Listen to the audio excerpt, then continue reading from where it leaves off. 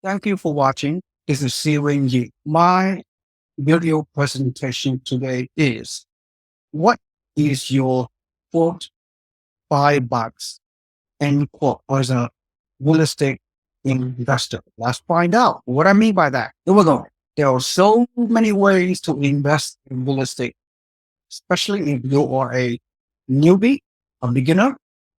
Actually, even if you are an experienced mom and pop real estate investor, perhaps you have purchased one, two, or three rental properties in your past, you still need to continue to focus on your real estate buy box. Again, there are so many ways to invest in real estate. Let me start off by saying one thing. All real estate is local. There are several thousand counties in the US. There are several thousand cities in the US. And each market, each housing market is hyper local, down to the street, down to the neighborhood, down to the specific house or the next house next door. There's no such thing as national real estate market. Okay? Hopefully clearly understand what I'm trying to articulate to you. All right. Let me give you the various types of real estate asset class. I call it real estate asset class. Just different type of asset class, just like mutual funds is an asset class, crypto, Bitcoin, gold, whatever. They're all asset class. Stocks and bonds, of course, traditionally speaking, mutual funds has been an asset class for many decades and generations. So within real estate, there are some sub asset class, if you will. Okay, let me go over the list. And of course, I may have forget one or two items, but you get the idea. They're just way too many. So as you, especially newbies like you out there, you slowly and methodically, when you do your research, you need to narrow your focus. You need to create a funnel for yourself. Once you have identified a specific buy box, then you put together a plan to take action and pursue that specific asset class. And hopefully your real estate financial future will project moving forward so you can achieve generational wealth for yourself and your family and your loved ones. All right. So does that make sense? So that in mind, here are the quick list of different type of real estate asset class. We have Airbnb, short STR means short-term rental. You have MTR, which is an acronym for medium or mid-term rental, which is a up and coming new asset class, in my opinion. Mid-term rental, you're renting for someone who's could stay with your rental for longer than 30 days and less than 360 days. For example, one type of rental category are traveling nurses.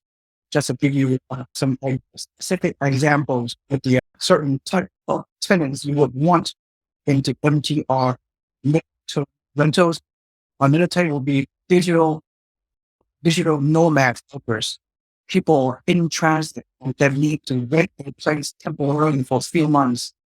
And so a lot of people are going through a transition and with different occupations. You have construction workers, you have people that lost their home through a fire or earthquake or hurricane. Their insurance company sending them to live somewhere temporarily for a few months, take a hold of it, and they rebuild their homes and move back to their permanent residence. It's just some of many examples of this increasingly popular mid-term rental space where you can potentially collect more rent than a long-term 1 year annual lease traditional rental space, and a little bit less than short-term rental where you rent for less than 30 days. Short-term rentals, Airbnb, and what have you.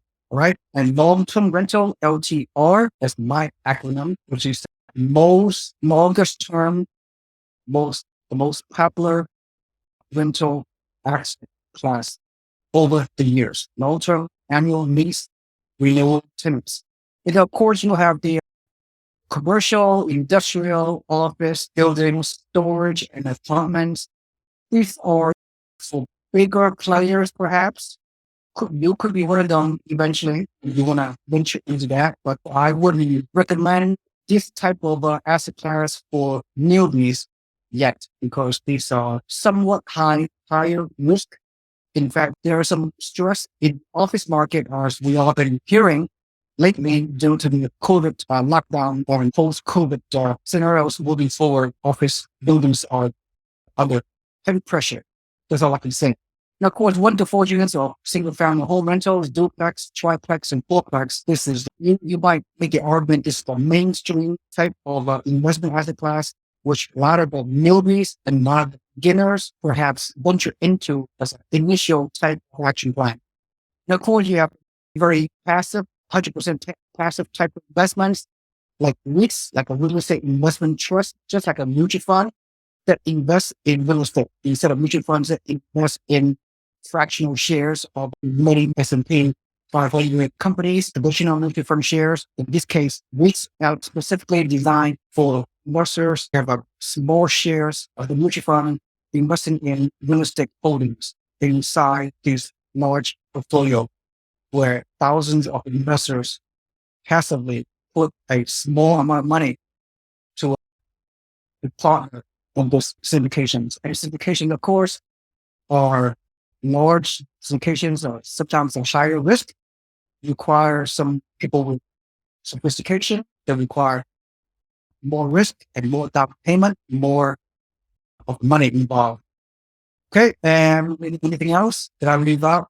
And of course, finally, the most popular, which mostly every mom and pop, the mainstream people, you and I potentially have very little experience of any, you can enter into this space, especially you're going to use the sub investment methodology where you could allow a professional manager and their team to do everything for you. Do it very passive and yet own the property yourself 100% as a direct investment. So this is the most popular type of real estate investment asset class, which consists of, like I mentioned before, single family rental, duplex, triplex, fourplex, because you allow yourself to have a very favorable best loans and terms requirement, Fannie Mae lending guidelines, Fannie Mae. And of course, very obvious, I'm going to say this, location matters, location and, different types of markets in this space, in this asset class, fundamentals. And where you buy determines your situation, your buy box, if you will. So if you're going to try to buy 1 to 4 units, as I stated, so you have home, duplex, triplex, fourplex, in a cyclical market, mainly located in the western region of the U.S. I'm talking California, Seattle, Washington, Pacific Northwest, very high cost of housing. Then, of course, can be boom and bust boom towns of recent past years, such as Boise, Idaho, Austin, Texas, and Phoenix, Arizona, and Las Vegas, just to name a few. They are located in a cyclical western region where the prices are quite high and where the values go up and down. There's a strong appreciation potential based on recent past history. However, there's some potential downturn stress as well in this market, not necessarily cash flow markets at all, because the rent are relatively low based on high prices in the cyclical western region markets, especially for beginning investors, even somewhat experienced mom and pop news investors. I would not recommend you entering into this western region cyclical real estate market. Other two markets, by the way, the other cyclical market, you could make the argument that is the Northeast, right? We're talking New York City and Connecticut and the New England regions are up and down as well, very expensive, cyclical, and the Tri-State area of upper Northeast, down the corridor of Pennsylvania and Maryland, Virginia, and Washington, D.C., and New Jersey. Those areas are also called somewhat single glacier. Housing prices are quite high in those areas. And then the last two regions, the last two locations are the other. One is stable, which is a linear market, stable market. We talk about West, very low price homes, very stable. Appreciation is not that high because prices are so low and the rent are high relative to the prices in Midwest. This region allowed you to achieve pretty decent cash flow, positive cash flow. So many investors in this past several decades, especially real estate investors, mom and pop types that could be very low, could be you guys. Yeah, you could be located in expensive markets like California or Seattle or Chicago or New York City somewhere whereby the prices are very high. The numbers does not make sense. So you can venture go on a stick to buy low cost rentals, and the Midwest areas could be place to be. The North consists of Indiana, Ohio, Michigan, Missouri, Tennessee, Illinois, those areas, low price, higher cash flow, moderate appreciation, stable market, but if you invest for the long term, you could do very well. And past history is indicative of this situation. And finally, my personal favorite is hybrid market. What I mean by that, hybrid market is you're getting a combination of good positive cash flow and strong moderate appreciation moving forward. So this hybrid market is potentially give you the highest return with somewhat lower risk than the cyclical market, because the hybrid market defined into new growing areas, the path of growth, typically in the south to southeast, which is typically the top two will be Florida and Texas. It comes to mind, but you could also mention, I could also mention South Carolina, North Carolina, and Georgia, and Alabama, and in Tennessee, and those areas, that region or the South and Southeast is called hybrid because you can get a decent cash flow and buy a single family home, new construction for around $250,000 to $300,000. It rents for around $2,200. You put 25% down payment, you get a couple of dollars a month in cash flow, but the projected monthly appreciation, let's say about 5%. So this numerical formula pretty much are indicative of hybrid market in South and Southeast.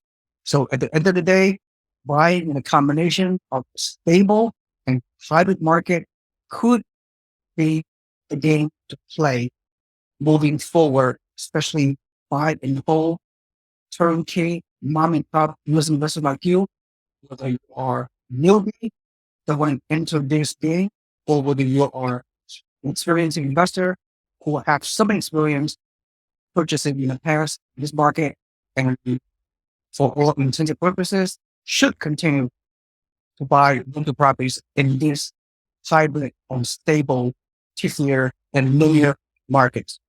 Does it make sense? So I'm giving you a little bit of help to pick your buy box, so you can narrow down your funnel, so you could be more focused, so you can create a specific action plan, take action and execute and systematically buy one rental at a time in the next few years. Of course, if you have sufficient financial resources, you can pretty much accelerate your action plan much quicker than someone who have limited financial resources where they can only buy one at a time. Then they may have to wait a year or a couple of years later to buy the second rentals due to a lack of financial resources. It all depends. But nevertheless, it's a long-term buying approach. It's a long game. I can make the argument it's a boring type of real estate portfolio, but boring wins because you may be a turtle running a race against the air. The hare might finish a lot quicker than you, but the hare is using some riskier methodology. In the end, you'll be slow and boring. You're the turtle in a race.